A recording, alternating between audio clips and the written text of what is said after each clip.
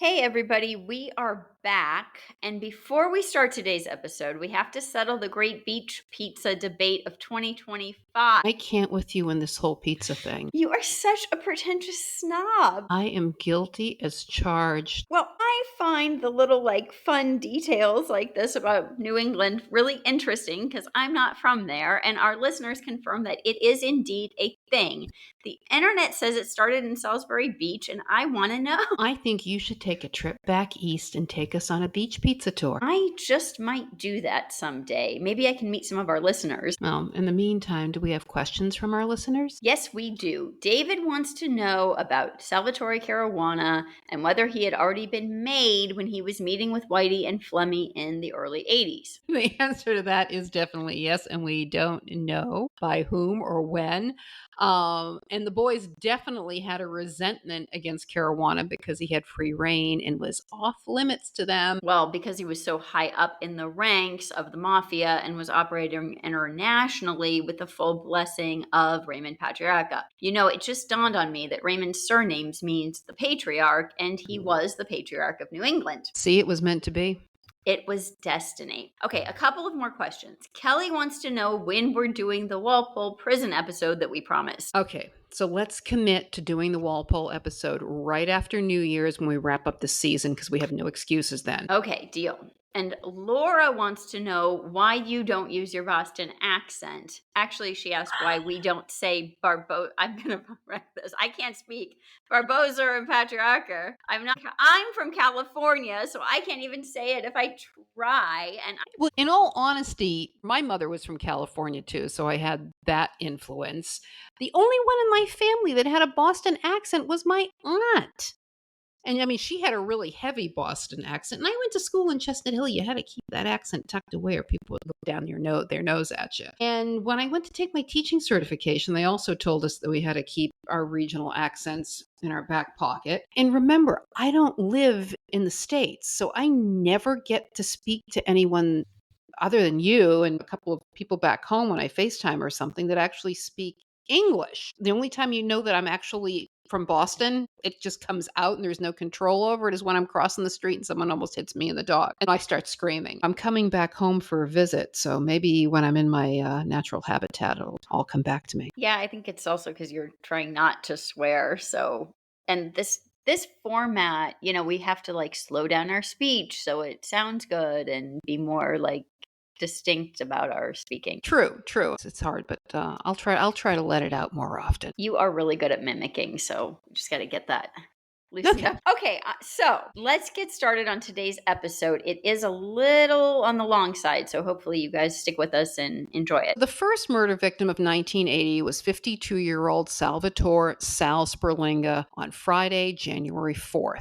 Both he and Howie Winter had been convicted in the race-fixing case the year prior, but while Howie Winter was in the Worcester County House of Correction, Sal was free pending appeal. Can I give a little of Sal's background before we talk about his slaying? Go for it. Sperlinga was born in April of 1927 in Somerville and never really left. The middle of 9 kids, his parents were both from Catania in Sicily and had married there. After the first 2 kids, they immigrated to the U.S. and had another 7 kids, all of whom stayed in the area. Like many of his contemporaries and associates, Sal started boxing in his teens, but I think only as an amateur, so no photos. That's a bummer. It was rumored that Sal was the driver in the hit on Al the Indian Notarangeli in February of 1974. Johnny Maturana would later claim responsibility for the hit as part of his plea agreement. He placed Sal as his driver. Stevie Flemmy had his own version of events and claimed that Howie Winter was the driver. Since 4 murderers weren't enough, Whitey Bulger would also be charged with Al's murder. Listen to Johnny's hit parade to hear more about Sal and Al. Hey, it rhymes. But I feel like a broken record. How can you not remember killing someone and who your accomplices were? I just think they were trying to get their best deal that they could, and they'd cop to anything, and it added to their street cred or some such madness. Yeah, like Frankie Salemi claiming he beheaded Frank Benjamin 4 decades after the fact, when we all know that Jimmy Flemmy did it. And that is All I'm going to say on the subject. And that is enough. But before we move on to Sal's murder, let's talk about his actual criminal record up until the time he was charged with the pinball machine shakedown with Howie back in October of 77. The first arrest I found was from January of 1960 when he was arrested on gambling charges along with 27 others, including Howie Winter and Bobo Petricone, who would go on to be known as the actor Alex Rocco. You can hear more about the early days of Howie and Bobo in episode 13 of season 1 on the waterfront. And by the way, there were also pinball machines involved in that case. Of course, there were. It would be a year before 9 of the 28, including Sal and his brother, would be found guilty after only 35 minutes of deliberation on some of the charges brought against them. Sal was fined $50 and given a suspended sentence. After that, he managed to avoid arrest and stayed out of law enforcement's radar until the Stadies began investigating him along with Howie for extorting bar owners in order to have an exclusive on the pinball machines. Well, technically, he kept his nose clean, but the feds and the local police believed that Sal was a major figure in organized crime in the Boston area. What was the quote about Sal and Howie? You feel naked talking to them if you're not wearing a pinky ring? Too funny. That's hilarious, actually. It is. And I still say it was Whitey and Stevie who funneled the info on Howie and Sal to the feds, and the feds planted the seed with the Stadies. Hey, you're not going to get an argument from me. Joe Mack was on the lam, too. Okay, let's get back to Sperlinga's murder. So both Howie and Sal were supposed to be in Walpole, but it was deemed too dangerous for them given Howie's past specifically with Buddy McLean and the 1960s gang wars.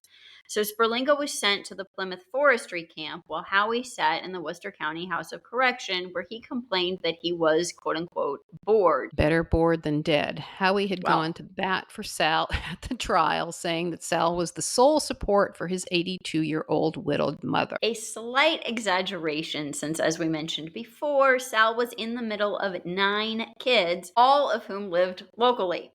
Plus, his mother had passed away in June of 1979 while he was still going through the appeals process. He had been granted work release and was employed at a print shop in Somerville. The shop was owned by the family of Somerville alderman Peter Pirro. Peter Pirro and his brother Vincent, who was a representative at the State House, were targeted by the feds in an extensive sting operation a few years later and lost. Maybe we can find some way to weave that into a later episode because I think it's kind of interesting and important. In the meantime, Howie and Sal navigated the appeals process. Their appeals have been heard in October, and a decision was scheduled for the following month. But Sperlinga didn't live long enough to hear the results. On that fateful day, he went to lunch at a private club near the print shop. While he was sitting there playing cards, another local, Daniel F. Moran, stormed in asking for Sal. When Sperlinga stood up, Moran tried to shoot him with a .22, but the gun jammed. Witnesses reported that Moran forced Sperlinga towards the back of the club. Sal tried to fight him off, but Moran fired several shots before fleeing the scene. Moran was arrested that afternoon and arraigned the following day. The story goes that Sal had roughed up Moran a few days earlier because Moran was dealing angel dust in the square and Moran tracked Sal down to take his revenge. But I'm sorry, I still think Whitey and Stevie put Moran up to it if he was even the trigger man. Winter Hill had hoped that Sal, who was seen as the number 2 in charge of Winter Hill, would be sitting in the can with Howie. Instead, he was a thorn in their side, and more importantly, a thorn in Zip Connolly's side.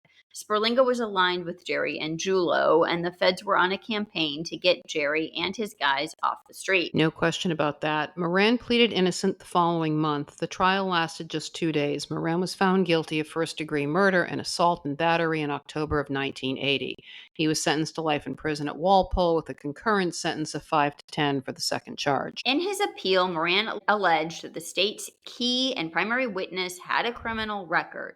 Robert D'Onofrio had been previously convicted of possession of a controlled substance and 2 other charges concerned with setting up a lottery, one of those in 1968. But Moran's appeals ran out and his original sentence was upheld in 1983. Is Moran still alive? Well, he was alive as of 2019, but I wasn't able to find anything after that. If he is, he'd be in his mid-80s by now.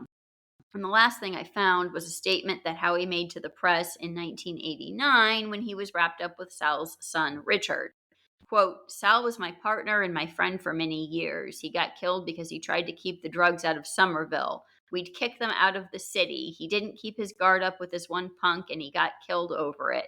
The next victim in 1980 was the son of longtime rival of the Winter Hill crew from when it was run by the late Buddy McLean. Stephen R. Hughes Jr. was the son of the forever loyal McLaughlin gang enforcer Stevie Hughes and the nephew of Connie Hughes. Stevie and Connie had been killed in 1966 by Frankie Salemi. Remember, at that time, McLean was aligned with Jerry Angulo, and Angulo loathed the McLaughlins. To hear more about the slayings of the Hughes brothers, listen to the hit parade of 1966. As for Stephen Jr., the 27-year-old was shot 5 times by 2 masked men in a drive-by at 10 p.m. on January 30th at Old Landing Way in Charlestown as he was removing groceries from his car. His pregnant wife had gone into their friend's home to collect their 6-year-old child who was there while she and Stevie went shopping. When she returned to their car and found her husband dead, she went into premature labor. Later that night, she gave birth to a healthy baby boy. Stephen passed away 16 minutes later at the Mass General Hospital. Authorities were searching for 2 men in a black Camaro. At first, the cops thought that the black Camaro was also used in an armored truck heist in Dedham just days earlier, but they soon discounted that theory. As we mentioned in the previous episode, there was initially some suspicion that Whitey and Stevie Fleming used a hot car from the garage at Lancaster Street for the hit. The FBI were aware of this, but seemingly did nothing to pursue the lead and left Winter Hill alone. We have to fast forward here for a few minutes. Charlestown's Pat McGonigal and his crew were arrested in the mid-90s for a series of heists in New England, including a job in New Hampshire where they killed a couple of Brinks guards. You'll recall that McGonigal had reportedly threatened Special Agent Nick Gianturco's life, prematurely ending Operation Lobster in 1979. One of the crew members, a man named John Burke, agreed to testify against McGonigal and the others, including his own brother, at the New Hampshire trial in 1997. The plea agreement Burke made with the feds was that they couldn't prosecute him for anything he admitted to. During the trial, Burke decided to tell all and bare his soul and confessed that he had killed Stevie Hughes Jr. 17 years earlier. He claimed that it was self-defense. Quote, I had to eliminate him before he eliminated me, so I killed him, unquote. Stevie Jr. was a bank robber and a competitor of Burke and McGonigal. Hughes had been arrested in 1973 for a bank robbery in Medford and had only been freed from Walpole in May of 1979. Another theory was that Georgie McLaughlin had taken Hughes under his wing while the 2 men were incarcerated in Walpole, and that was the reason for his slaying. And honestly, that theory actually makes the most sense. Pat McGonigal had been pinched in March of 79 for the Operation Lobster fiasco. Georgie McLaughlin had been mentoring Hughes, and now that Jr. was back on the streets and there was something of a power vacuum with the Charlestown gang, maybe Georgie saw his chance to put his protege in place. He could run things behind the scenes from prison, and it would be just like the old days. But obviously, it didn't work out that way. Instead, whatever plans Georgie had died that night at Mass General. Okay, we won't drone on more about that now, but there will be more about McGonigal and his crew in future episodes, and definitely more about Georgie McLaughlin. Okay, moving on to February of 1980, 22-year-old Louis Cardinale was found stabbed to death in Webster Street apartment. His body was discovered by someone who lived in the building. Cardinale had a brief record that included possession of burglary tools. Yeah, that just makes me think that he was part of that gang that included Dapper Corlito and the DeFranzos, who had been infringing on Jerry Angulo's territory and not kicking up. They had all been killed over the prior 2 years. It's very possible, and his slaying remains unsolved, as seems to be the case more often than not. The following month, Alfred Marzano was executed in the backyard of his East Boston home on March 4th. Our regular listeners might recall Marzano from our episode on the Blackfriars Massacre. He had testified on behalf of Uriarty. Marzano's older brother Mario had been a cop but was fired in 1972 after an incident where he and 2 other men were arrested with pot. Mario was an associate of Girardi's co-defendant, Robert Italiano, and Mario had been killed in 1977. Okay, back to Charlestown again. A few days later, on March 8th, 16-year-old John Fitzpatrick was stabbed to death by 18-year-old Matthew McDonald of Winthrop. Okay, I was going to skip this one and wait because it involved another one of the members of McGonagall's Charlestown bank robbing crew, and I figured we could do it when we do the backstories in that episode. However, I started digging and I learned that the victim was the nephew of Connie Hughes's wife, so a cousin of sorts to Stevie Hughes Jr. And the killer was Matthew McDonald, who, as I said earlier, would go on to join up with Pat McGonagall and the Burkes. According to the prosecution, Matthew McDonald and his twin sister had gotten into a fight with John Fitzpatrick and his friend Jeffrey Hickey. McDonald ran Hickey off and Fitzgerald bolted, but the McDonald twins chased him through the streets until they caught up with him at a sandwich shop at 89 Medford Street. It was there that Matthew McDonald allegedly stabbed Fitzgerald multiple times in the chest and abdomen, killing him. McDonald pleaded guilty in November of the same year to a manslaughter charge and was sentenced to Walpole for 12 to 20 years. I definitely think this was the place to include it, and it shows, whether intentional or just geographical, that some of the next generation got swept up in the long-standing feud. Before we move on to another Winter Hill guy, I want to take an out-of-state detour. It's a little bit out of our purview, but since we included a bit about Angelo Bruno in season 1 because of his connection to Ralph LaMattina, and Dad used to work for Ralph LaMattina back in the 50s, I thought we should mention it. On March 22nd, Angelo Bruno was assassinated outside of his home while he sat in the passenger seat of his car. Taken out by his own people and sparking a long-running gang war in Philadelphia. I still have a fantasy that someday we'll do a spin-off series profiling all of the bosses. It's on the list. Now let's get back to our list. On April 13th, Winter Hill associate Louis Litif was killed. We talked about two men that Louis had killed himself 7 months prior, his partner James Matera and the only witness Kenneth Conrad, and we covered that in the hit parade of 1979. Louis's demise was a direct result of his decision to become an informant for the authorities and his agreement to testify against Whitey Bulger as part of a plea deal in the Matera case. Well, let's do a brief bio on Litif since we didn't do it during the last hit parade episode. All right, let's hear it. The Somerville native was born on December 5th, 1934. His mother had been born in Nova Scotia and still had family there, and Litif eventually purchased a second home there where allegedly Conrad is still buried, I guess. The family later moved to the South End where Larry Zanino, aka Larry Bayoni, also grew up. Litif married a Southie girl, and they stayed there with their 3 kids until his murder. Despite having started his lucrative illegal gambling operation while only in his teens, he managed to stay out of the crosshairs of the authorities. But his alliance with Bulger would be his undoing. Even if Litif didn't decide to cooperate with the authorities, he likely would have found himself a victim of Whitey's amongst the many others. Absolutely. So Litif had branched out into the drug business and wasn't willing to share his proceeds with Whitey, so one way or another, he would have paid the price. While Litif was out on bail for killing Matera, he was told to come to Triple O's to meet with Bulger. Within a matter of minutes, Litif was shot in the back of the head and his body stuffed into a green trash bag. Bulger dragged him to the trunk of Latif's Lincoln and moved the car to the south end of Boston, where it was discovered the following day. Within days of Latif's murder, Boston Herald reporter Paul Corsetti began working on the theory that Bulger took out Litif.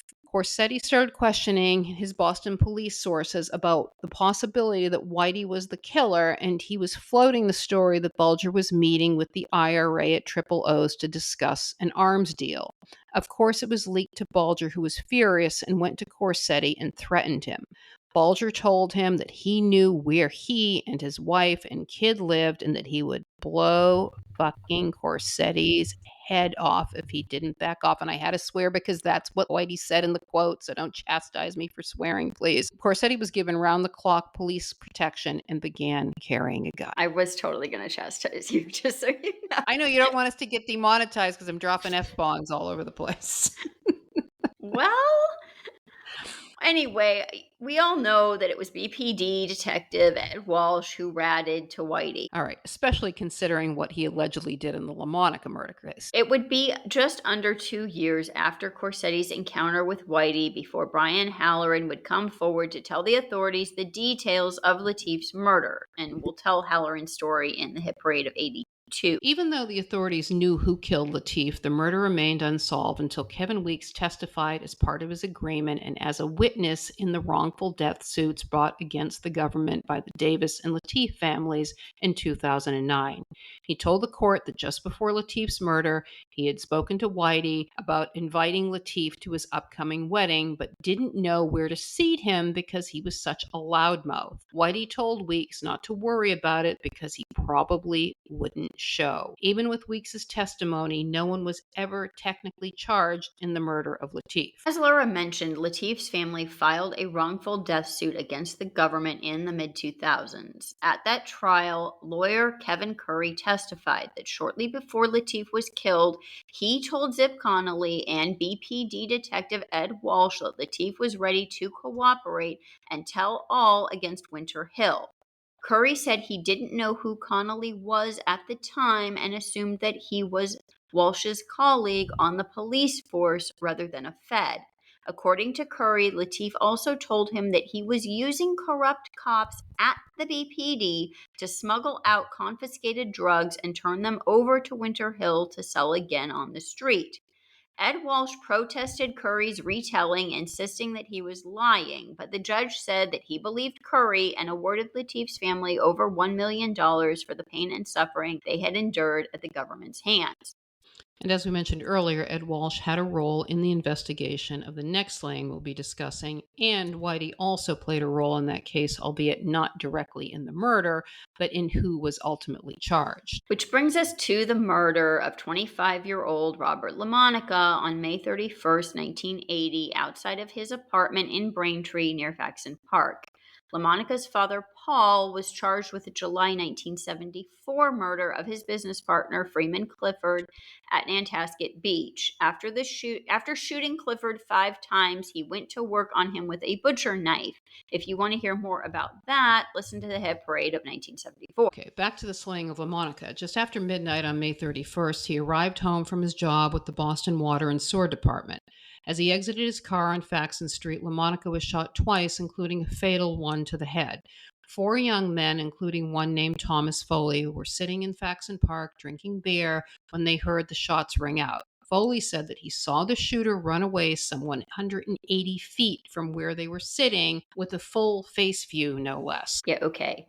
That morning, Foley and a sketch artist came up with a composite drawing of the suspect, a curly-haired, bushy-eyebrowed 5'9" man, about 175 pounds, with long sideburns. The following day, an informant came forward and said that Fred Weichel and Tommy Barrett killed Lamonica. It would be revealed decades later that the informant's handler was none other than Ed Walsh, and even though Walsh was not assigned to the case, he made it his business to share said intel. Kevin Weeks would later testify that Walsh knew him, Bulger, and Stevie Flemmi. He added that toward the end of Walsh's career, he was considered to be their friend. Oh, some friend, or he really was, I guess, because he protected them for a really long time. After Walsh's tip, like magic, the .38 caliber revolver that was used to kill Lamonica was found about half a mile from the murder scene. Yeah, magic, because Whitey told Walsh where it could be found. Just don't think that it was Whitey, because he was protecting Barrett. And why was he protecting Tommy Barrett? Because Whitey was shacked up with Barrett's mother, Veronica. And by the way, Barrett's namesake cousin was killed in a barroom brawl in 1973. Yes, he was, but I couldn't confirm if Veronica was divorced by the time she hooked up with Whitey. Well, maybe one of our listeners knows that. Okay, back to the aftermath. On June 12th, Foley, 2 of Lamonica's brothers, and 2 stadies were cruising around Southie trying to spot Weichel. Foley, of course, picked Weichel out of the crowd. This was immediately after Walsh had provided a second tip. What a bag job. Tell me about it. And Foley's drinking buddies never ID'd Weichel as the suspect that they had. Well, that didn't matter. They had their fall guy thanks to Whitey's interference. Barrett would later pack up his things and head to California. Weichel was arrested in August after being warned the night before by Zip Connolly that he was going to be scooped up. And Whitey warned Weichel on 4 separate occasions before the arrest to keep his mouth shut about Barrett and to take the fall. Of course, the threat that Whitey posed to his family was enough of an incentive. Weichel still maintains to this day that although he lived in Whitey's neighborhood and frequented Triple O's, he didn't actually know him until he approached him about Barrett. Before we move on, we should talk about the altercation between Barrett and Lamonica before the slaying. You know, we're famous for getting ahead of ourselves these days. Well, you know. On May 18th, just 15 days before Lamonica's murder, Barrett and Frank Shea got into a street brawl. Weichel, who was friends with both men, was parked across the street and decided to intervene. He walked over and told Barrett that if he didn't let Shea go, he would end up killing him. Barrett relented and let Shea go, but it wasn't over. Lamonica, who was friends with Weichel and Shea, happened upon the scene and had to stop and put his 2 cents in. Lamonica took sides with Shea and threatened Barrett, and this is why you don't get involved in this stuff. I know. I always ask you, why didn't somebody step in and do something? And I know what you're going to tell me because you either get killed or you end up going to jail for killing somebody. Exactly. Okay. And there was Barrett's motive in plain sight, but Walsh and his partner Derby approached the statey in charge of the investigation and told him that their informant verified that Weichel was the shooter.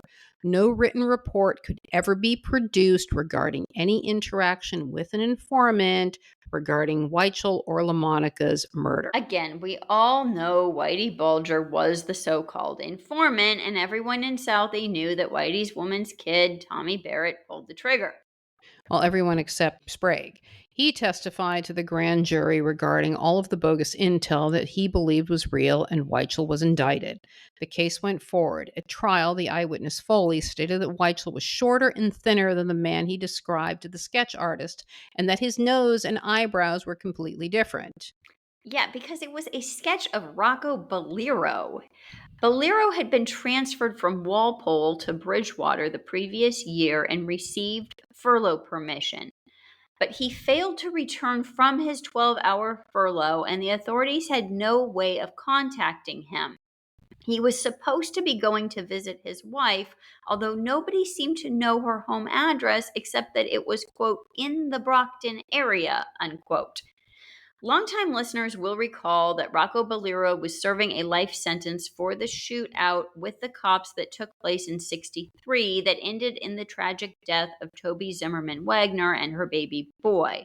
But I am still not convinced that Rocco was the shooter in that case. Rocco Bolero had to have been one of the unluckiest people in the world. Imagine overstaying your furlough and someone gets killed while you're out on the street. I don't blame him in the least for going on the lam. He managed to stay out of prison for 5.5 months before being arrested in San Francisco, of all places. And remember that Weichel's attorney believed that Robert was killed as an act of revenge for his father killing Crazy Clifford in 1974. For the newbies, the reason we call him Crazy Clifford is because Lara's dad, Richie, had once told the FBI that, quote, Clifford was crazy, unquote, and fingered him for the VA hospital heist that Richie himself had been involved in. And remember that the only person that the guard at the VA hospital identified was Richie. Well, you know. Classic Richie. Anyway, Rocco Bolero had been in prison for a decade when Freeman Clifford was killed by Paul LaMonica, so I just kind of doubt that he was involved in any of it. Like I said, Rocco was just really unlucky. But it was partially due to Bolero's case that the furlough system was greatly curtailed in the state of Massachusetts. As it should have been. The Stadies placed a tap on Barrett's phone on July 24th and left it active until August 4th. The only thing they picked up was Barrett placing multiple unanswered calls to Weichel while pleading into the open line for him to answer. During the time they were monitoring Barrett's calls, Sprague and his partner Wilson went to Barrett's house to question him. He refused to speak to them and told them that all inquiries should be made through his attorney. Weichel was arrested on August 13th. After he made bail, Whitey visited him again, grilling him about whether he had implicated Barrett. Weichel told him, quote, "I haven't and I won't," unquote. And Bulger told him, "You have nothing to worry about," unquote. Some promise, anyway. It would be another year before the trial would take. Even Kevin Weeks testified at the trial, telling the court that Weichel had first been at the Exchange on Commercial Street in Boston before heading to Triple O's, which was owned by Winter Hill associate Kevin O'Neill and his brothers. And Kevin Weeks had been working at the bar that night as usual. Weichel had an even better witness who never came forward, your favorite Special Agent John Zip Connolly. He too was at the Exchange that evening having a couple of pops, but he couldn't come forward because his CI, who was really more his handler rather than the other way around, forbade him from coming forward in order to keep Tommy Barrett out of the camp. Who was handling whom? Exactly. Well, it makes my blood boil every time I hear it, though. In August of 81, Weichel was found guilty of murder in the first degree and sentenced to life imprisonment without the possibility of parole. Weichel filed a motion for a new trial based on ineffective assistance of counsel. 2 months later, the motion was denied. 2 years later, Barrett wrote a letter to Weichel's mother confessing to Lamonica's murder. Quote, "I haven't had a good night's sleep in almost a year because I know Fred did not kill Bobby Lamonica. I did. Yes, Gloria, I killed Bobby Lamonica." End quote. His mother never came forward with the letter out of fear for her safety and her son's safety. The letter wasn't discovered until after she passed away. Weichel was granted a new hearing in 2002, and Pat Nee filed an affidavit asserting that Whitey had told him that Zip Connolly could have provided an alibi for Weichel, but Connolly refused to testify for Weichel, allegedly because Whitey urged him not to. And that matched the story that everyone seemed to have already known. The letter from Barrett was submitted, and although handwriting experts confirmed that it was indeed Barrett's handwriting, the judge ruled it could not be construed as evidence during the hearing, and Barrett refused to testify, pleading the fifth. In 2014, the Boston Globe reported that Bulger wrote a series of letters exonerating Weichel, although Whitey did not confess to the murder of Lamonica himself, but rather blamed it on someone else, stopping short of naming the true killer. In true Whitey Bulger fashion. Finally, in April of 2017, Weichel was a free man after 36 years of being wrongfully imprisoned. The information was finally revealed about the 10 prison guards who believed that the sketch that was used at the time to ID Weichel was indeed that of Rocco Bolero. And I know you disagree with me, but I still think that Bolero was the shooter and not Barrett. Now, why Barrett would fess up to Weichel's mother and why would Whitey cover for him is another story. Whitey knew damn well that innocent people went to the can because he helped send them there, so maybe he was hedging his bets by covering for him. And maybe Barrett had convinced himself by then that he had done it. Well, we'll never know for sure, I guess, but Weichel sued the town of Braintree. He was awarded $33 million by a jury, but there is a $1 million cap in Braintree. He tried to sue the estate of Ed Walsh as well, but the judge nixed it. Weichel spoke about his wrongful conviction at Yale University back in May of this year. Occasionally there's a happy ending. We've gone way over our self-imposed time limit today, but I do want to mention that on October 24th, Richie Nine Lives Gillis was shot 6 times at the Cops Hill Cemetery in the North End and survived as usual. There will be plenty of stories about Gillis next season. For sure. And I know that we missed more than a few people who lost their lives in 1980, but I felt like this was a good kind of summary of events that kind of move the story forward. Right, and also tied back to things that we've already covered. And we will be back with our next episode about the Brinks robbery of 1980, stolen artwork, Dad, and Miles Connor. Thanks everybody for listening. Bye. Bye.